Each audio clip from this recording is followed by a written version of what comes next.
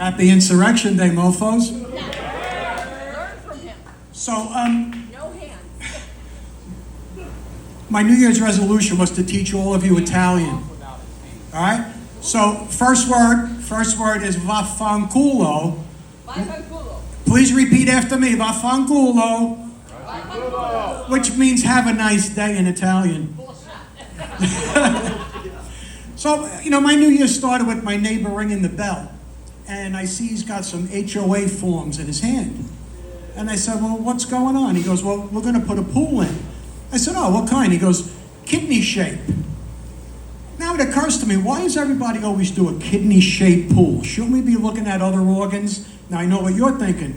But my thought is, why don't we use the uterus?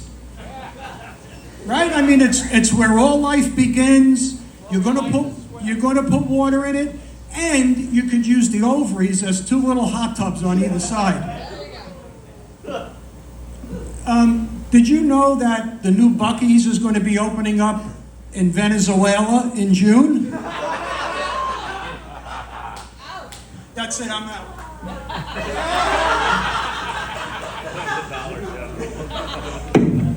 That's the Dollar General. So, Pixie and I have been married for 40 years. Pixie's like a Boston cream donut. She smells great. She tastes delicious. But like too many Boston cream donuts, she's fucking killing me slowly. Yeah, we still love her. Yeah, we love her dearly. We, after 40 years of marriage, you begin to finish each other's sentences. Usually, I'll start and she finishes with, you dumbass. When I was a kid, my lunchbox included things that other kids didn't have in their lunchbox. I had little silverware, I had linen napkins, I had this little tiny wine glass that my Nona gave me, and I had 6 meatball parmesan sandwiches that I used to sell to the Jewish kids. And we had a lot of money in school. You're Italian when you use the rubber band from the broccoli rabe as your wallet. When I was a kid, my wallet broke, and I went to my grandpa and I said, I need a new wallet. He reached in the drawer, he threw like 20 rubber bands on the table, and he said, pick your color. I asked my dad for some advice when I was going to get married. I said, I want to make this work out. And I said, I need to have some advice from you. He says, you need to know 2 words. I said, what are those 2 words? He says, yes, dear, which struck me as kind of curious because I never, ever heard him say that to my mother. So I figured he was bullshitting me. So I go to my grandfather, my off-the-boat grandfather, and I said, no, what do I need to know, about getting married? He says, well, this girl, she's Italian? I said, yeah. He goes, she's a Sicilian? I said, yeah. He goes, well, one thing you need to know. If her hands are around your throat, she's probably pissed off. Yeah. Right? Yeah.